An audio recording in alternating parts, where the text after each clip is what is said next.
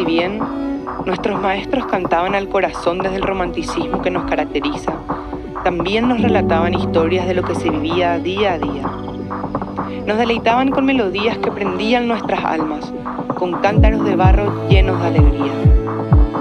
Hoy, nuestras palmas y voces siguen siendo parte de ese goce, cantando y bailando esas canciones que nuestros maestros nos regalaron. Qué linda es nuestra historia. Ahora queda en nosotros seguir encontrándonos en cada canción, en cada verso, en todas esas alegrías y tristezas. Seguimos traspasando nuestra historia de generación en generación, como una flecha que toma impulso, fija un norte y un nuevo rumbo. Una flecha guaraní.